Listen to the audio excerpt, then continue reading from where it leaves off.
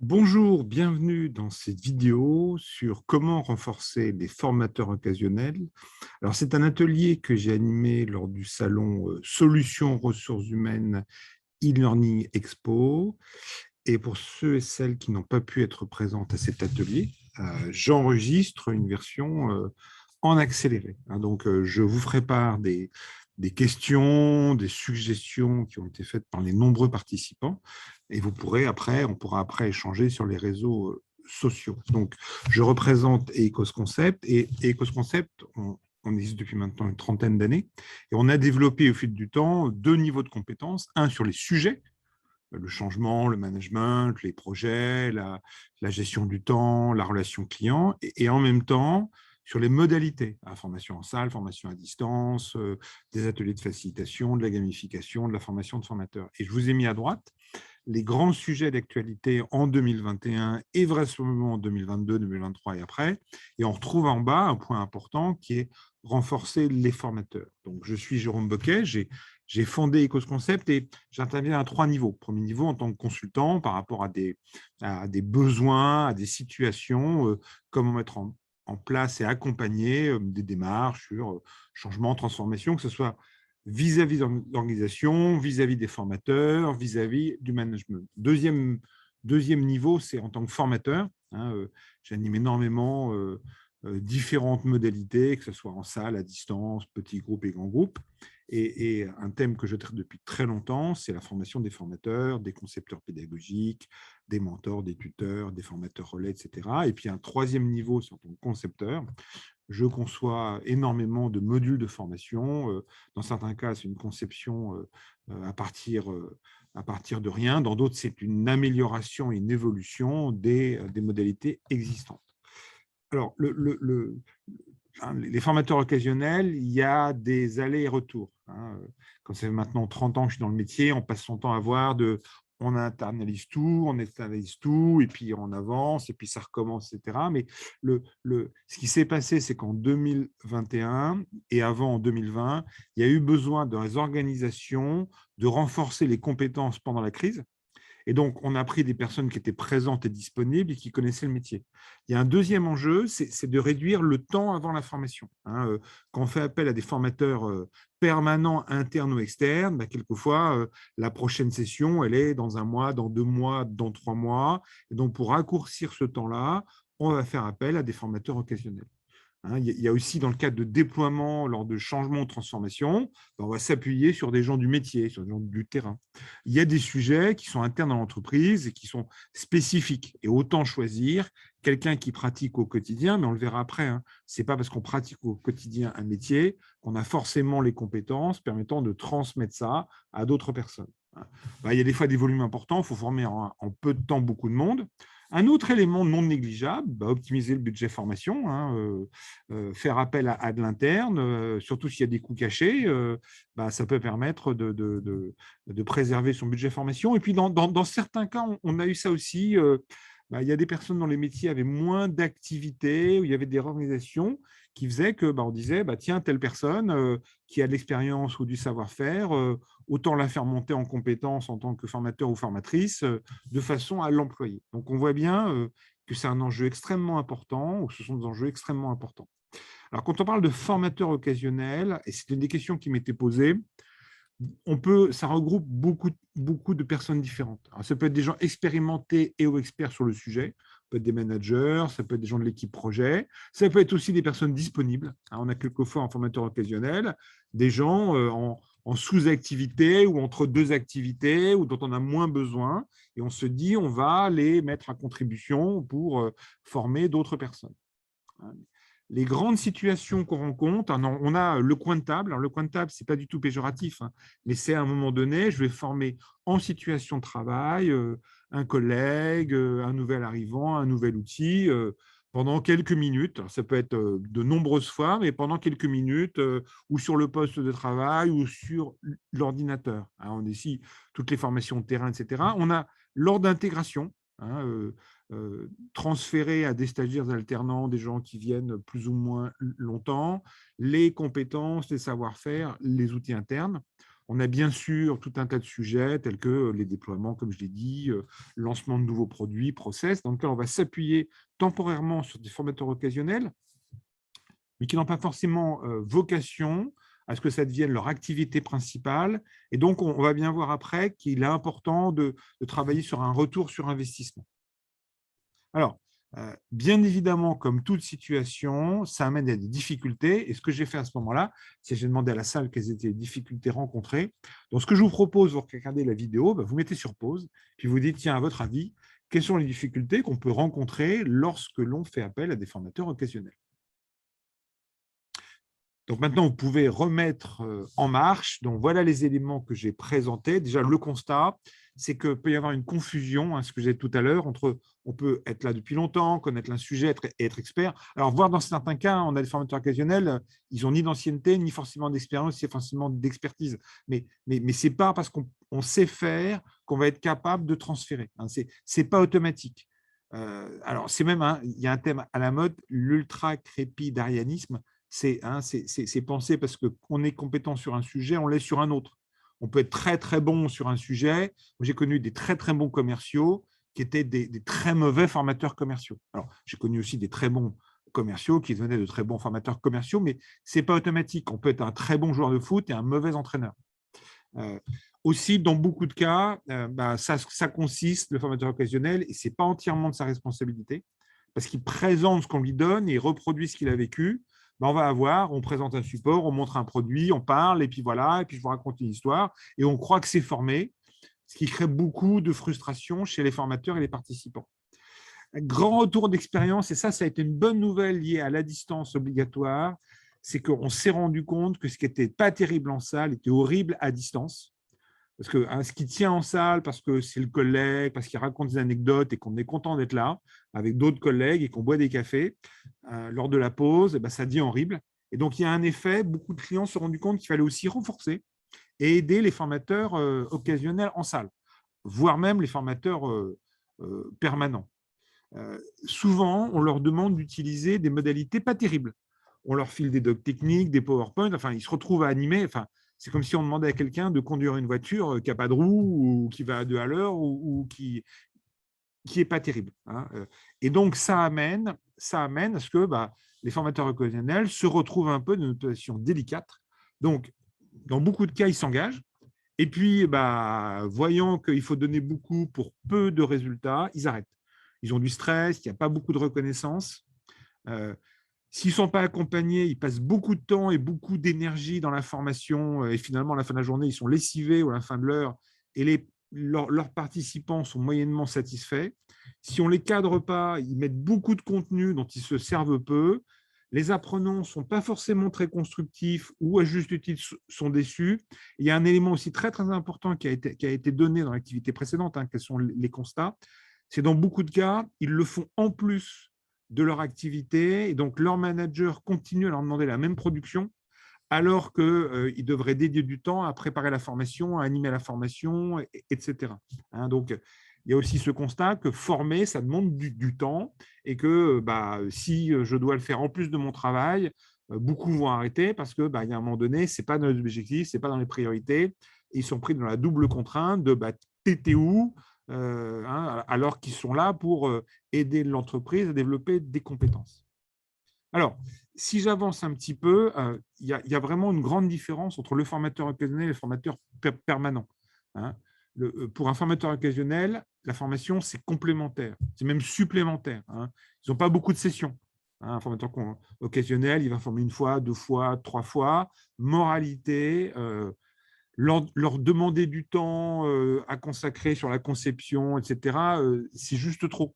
Hein, mais après tout, on ne peut pas s'attendre à quelqu'un qui est occasionnel, qui soit aussi compétent que quelqu'un de permanent.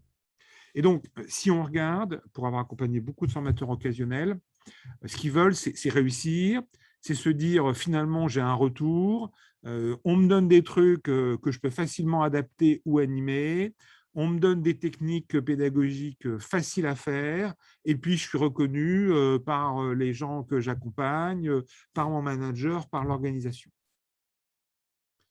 Alors, si je continue, là, il n'y aura pas d'interaction parce qu'on est sur une vidéo. J'ai fait réagir les personnes qui étaient présentes. Donc, si on regarde renforcer les formateurs occasionnels, là, on va prendre un peu de hauteur.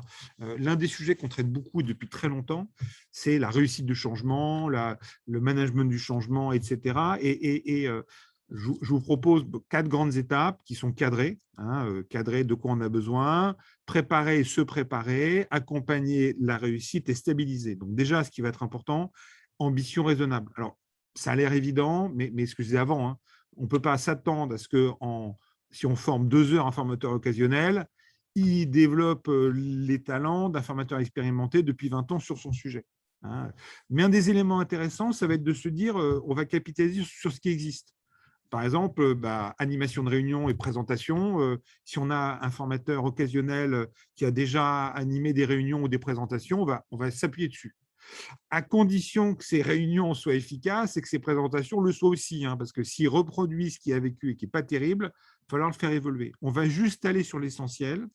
Et ce qui manque souvent, c'est qu'on leur fait faire une petite formation avant, on les lâche dans la nature et puis il ne se passe pas grand-chose après. Ce qui fera la réussite, c'est aussi les retours d'expérience, l'amélioration continue, etc. Alors, si je commence par le cadrage, on va partir, quelle est la situation actuelle? Qu'est-ce qui se passe dans mon organisation? Si les pratiques sont efficaces, si le formateur occasionnel a été confronté à des vrais formateurs internes ou externes qui l'ont fait pratiquer, qui l'ont fait échanger, il n'y a pas trop de contenu, c'est centré sur l'objectif, il aura plus de facilité à reproduire. Si par contre, la formation, c'est une longue succession de présentations et de PowerPoint, il aura tendance à reproduire ce qu'il connaît déjà. Puis on va se dire, OK, dans quel format va-t-il être amené à animer? Une personne, plusieurs personnes, 1 heure, une journée, etc. De façon à vraiment se caler, non pas sur, on les fait monter sur la pédagogie, mais on les rend plus à l'aise pour animer la formation qu'ils vont animer. On va prendre la règle des 20-80 et on va partir des moyens disponibles, voire on va les dégrader. Vous avez un formateur expérimenté qui utilise, je ne sais pas, Klaxoon, Kahoot, Bicast, ce que vous voulez. Peut-être que pour un formateur occasionnel, s'il n'utilise pas ces outils-là dans sa pratique quotidienne, on va peut-être l'enlever parce que pour lui, prendre la main, s'habituer sur ces outils-là, c'est juste trop, quoi. Et on va à chaque fois se caler sur le retour sur investissement pour les participants, pour l'organisation et pour le formateur. Je dis ça parce que, en tant qu'expert sur la gamification pédagogique, je vois maintenant des programmes super sympas où on met beaucoup de jeux, voire même quelquefois trop. Alors oui, c'est très bien, mais si on a quelqu'un qui les anime souvent, qui est à l'aise. Si on a un formateur occasionnel, lui demander d'animer des jeux alors que ce n'est pas son métier, ou alors qu'il aime trop le jeu et qu'il risque d'en faire un vrai jeu, c'est le meilleur moyen pour transformer ça en activité de colonie de vacances ou de club de vacances. Alors, ensuite, on va prioriser les chantiers. Donc, je vous les présente rapidement. Vous pouvez mettre sur pause la vidéo en sachant qu'on ne va pas traiter tous les chantiers en même temps. Donc, le premier, c'est déjà dans quelles conditions on va intervenir. Est-ce que c'est à distance? Est-ce que c'est en salle? Est-ce que c'est court? Enfin, le deuxième point, c'est est-ce qu'il y a besoin de les renforcer sur ce sujet-là? Alors, clairement, c'est déjà le cas pour les formateurs permanents. Donc, pour les formateurs occasionnels, à moins qu'ils aient été confrontés à des gens qui faisaient ça, c'est un vrai sujet. Ce n'est pas tant en formation ce que l'on dit qui est important, c'est ce qui reste. Ce qui va amener, effectivement, souvent le 2 est complémentaire avec le 3, c'est quoi les actions à mettre en œuvre pour favoriser l'apprentissage? Ce n'est pas, par exemple, ce que je suis en train de faire une vidéo. Ce n'est pas suffisant. Si je veux vous rendre capable de, il faut que j'aille plus loin. Mais vous voyez, on a ensuite comment s'approprier une formation existante. Très important. Comment je comprends les enjeux, je fais avec les objectifs, comment je m'approprie l'animation du déroulé, comment éventuellement je retravaille le déroulé parce qu'il est pas très clair, etc. Le 4e niveau, c'est justement ça, comment je vais adapter. Bon, j'ai une formation qui est faite pour 10 personnes, ils sont 3, c'est fait pour des jeux expérimentés, ils sont nouveaux ou vice-versa. Comment, sans y passer trop de temps, on peut modifier quelques éléments pour en faire un truc un peu plus efficace et sympa, sans forcément y passer trop de temps. Il y a beaucoup de modules de formation existants qui ne sont pas forcément mauvais, mais ils sont trop longs ou ils sont trop descendants, etc. Et en modifiant légèrement, en mettant quelques activités sympas, on peut rendre ça beaucoup plus efficace. Il y a aussi les faire travailler sur comment j'accompagne une personne dans la mise en œuvre. Par exemple, si on est sur la formation sur le terrain, Il ne suffit pas de montrer, hein, c'est sensibiliser, expliquer, pratiquer, accompagner, suivre, enfin, tous ces éléments-là. Mais si on prend les 6 premiers sujets, on ne pourra pas faire ça en 1 heure. Ou alors, on pourra juste leur donner des éléments pour bien démarrer. Ensuite, on a après comment faire quand on est à distance, en salle, etc. Et ça, véritablement, enfin, c'est important de travailler sur comment être à l'aise dans cette situation. Et enfin, le dernier point, et ça c'est un point important, gérer les relations humaines, hein, parce que animer une formation pour des gens volontaires pour apprendre un outil, c'est simple. Animer une formation dans le cadre d'un changement avec des collègues qui n'ont pas envie du sujet et qui vont venir un peu tester le formateur, nécessite pour un formateur occasionnel d'être un peu à l'aise pour ne pas se faire déborder et avoir envie de continuer. Okay, donc, mettez sur pause et regardez, vous, si vous accompagnez des formateurs occasionnels et que vous avez des formateurs occasionnels, c'est quoi les chantiers prioritaires et par quoi on démarre pour que rapidement, pour eux, ils soient plus à l'aise. Alors, si je continue, on va préparer. Donc, on va se définir ambition réaliste. Peut-être aussi pas forcément démarrer par le groupe le plus dur, dans le cas le plus dur, hein, parce que si on veut bien qu'il démarre, peut-être démarrer par quelque chose de plus simple, effectivement, à partir de l'existant, puis se dire, tiens, une formation, c'est comme une réunion, mais il y a des séquences en plus. Hein. Et puis peut-être améliorer les modalités existantes, hein, à chaque fois, plutôt partir, les faire démarrer sur quelque chose qui fonctionne, plutôt qu'un truc bancal. Alors, c'est un schéma que j'avais réalisé dans un webinaire précédent. Voilà, hein, plutôt aller à gauche. C'est-à-dire que si vous démarrez tout de suite pour un formateur occasionnel sur comment concevoir des parcours multimodaux, il y a un risque d'en perdre en route. Donc déjà, on va animer une modalité plutôt sympa sur leur sujet. Le cran d'au-dessus, c'est améliorer une modalité sur leur sujet, mais elle est un peu bancale, quoi. Ça peut être commencer à participer, mais ce n'est pas eux qui vont tout faire. Ça peut être après animer sur d'autres sujets, sortir un peu de leur zone, concevoir des modalités et enfin concevoir des parcours avec distanciel, présentiel, synchrone, asynchrone, etc. Comme ça, on sort un peu du cadre du formateur occasionnel. Ensuite, on va accompagner la réussite et justement, on va se donner des occasions de réussir. Alors, ça peut être un essai à blanc, hein, proposé au formateur occasionnel, il se met en condition dans la salle et puis on lui fait faire le lancement de la formation et puis animer comme si on était là les 2-3 moments clés dans lesquels il y a besoin d'être à l'aise. Le filage, hein, on rebalaye avec lui les différents éléments. La co-animation, ça marche très bien. Que ce soit un formateur qui a un peu plus d'expérience, qui le fait une fois et lui observe ou co-anime. Alors là, c'est important de se répartir les rôles. Hein. La co-animation, c'est comme dans les avions. Il y a un pilote, il y a un copilote. Si les deux sont pilotes, il y a un risque que ça parte dans le mur. Ce qui marche très, très bien aussi, c'est d'avoir vécu la formation comme un participant. Alors, à condition que ce qu'il va vivre soit efficace. Bon, voilà, public pas forcément trop compliqué, être accompagné, pouvoir échanger avec quelqu'un qui l'a déjà animé, pouvoir partager avec d'autres formateurs, enfin, tous ces éléments qui vont faire qu'on va plutôt partir sur une bonne dynamique. Et enfin, dernier point, hein, qui se fait très, très peu, alors, en formation, mais dans d'autres sujets, je suis toujours impressionné dans tous les accompagnements changements qu'on fait, de voir le peu de stabilisation des changements réussis. Ah, quand ça ne va pas, ça, on en parle. Mais quand ça va bien, sujet suivant, et donc le formateur occasionnel qui a passé du temps, il ne sait pas trop, etc. Donc, on va reconnaître ce qu'il a fait, on va faire un retour d'expérience, qu'est-ce qui a marché, qu'est-ce qui a bien marché, qu'est-ce qu'on pourra améliorer, comment faire, etc. De façon à ce qu'ils se disent, j'ai appris des choses qui pourront m'être utiles dans d'autres situations. Hein, puis il y en a qui vont peut-être se dire, former, c'est assez sympa, et puis peut-être qu'ils passeront de formateur occasionnel à formateur un peu plus régulier. Hein, donc, mais ce point-là, j'attire votre attention, c'est important parce qu'en France, on le fait trop peu. Alors, juste pour continuer un petit peu, j'ai repris quelques exemples de modalités, hein, ce sont des briques, mais vous voyez, les briques que je vous présentais sont juste des exemples de parcours auxquels on est arrivé parce qu'on s'était posé les bonnes questions. Alors, il y a aussi la contrainte. Hein, par exemple, voilà un exemple que j'ai développé récemment avec un de mes clients. C'est un module d'auto-formation d'1 heure, 1h30, dans lequel il y a des vidéos, des activités, ce qui permet à un formateur qui se lance d'avoir les premières bonnes pratiques, puis ensuite, il anime, il peut revenir dessus, et après, l'entreprise a prévu des parcours pour aller plus loin, pour ceux qui veulent animer de façon plus régulière. Ça permet à des personnes qui n'ont pas le temps d'aller en formation ou en atelier de pouvoir quand même bien démarrer. Et je me suis focalisé sur les fondamentaux, utiles pour un formateur qui débute sans forcément lui donner trop d'éléments. Vous avez après le fait de travailler, par exemple, sur un sujet particulier. On va faire une classe virtuelle, un atelier. Alors, après, ça peut être avec Zoom ou avec Teams, etc. Ou par exemple, on va travailler sur animer une classe virtuelle. Voilà un exemple. J'ai animé pour un client une classe virtuelle pendant 1 heure pour des formateurs internes. Et comme ça devait être en replay parce que tout le monde n'était pas là, je suis passé par un outil qui s'appelle Livestorm. J'avais 30 personnes présentes, j'ai créé de l'interactivité. Ils avaient après la vidéo, plus les contenus qu'on avait préparés ensemble. On a vraiment travaillé sur la classe virtuelle. Autre exemple, vous pouvez avoir, par exemple, le fait de travailler avec les formateurs occasionnels et ou avec les concepteurs pédagogiques et ou avec les formateurs référents sur le fait de travailler sur les faire monter en compétences, sur améliorer des programmes existants, etc.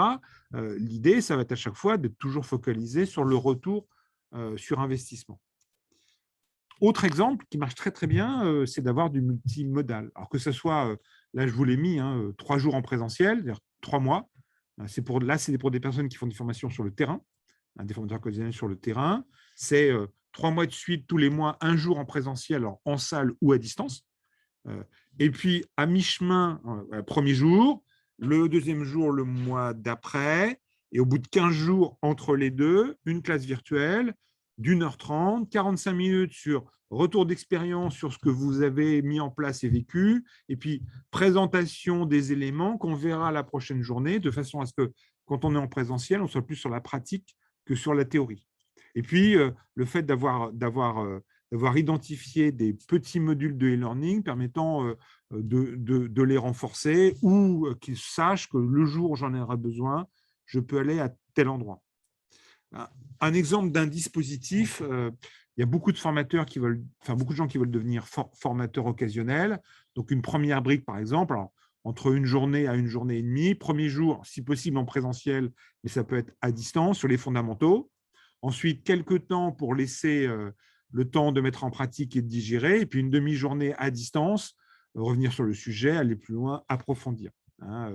Après, deuxième brique, pour ceux qui ont soit la brique 1, soit qui sont déjà un peu à l'aise dans l'animation, travailler sur les outils digitaux, que ce soit le présentiel augmenté, c'est-à-dire le digital en salle, ou que ce soit utiliser des éléments à distance. Et vous voyez, par exemple, c'est important à ce moment-là de partir de l'environnement digital particulier. On ne fera pas la même activité si on a du Teams, si on a du Zoom, si on a du Picage, du Klaxoon ou autre.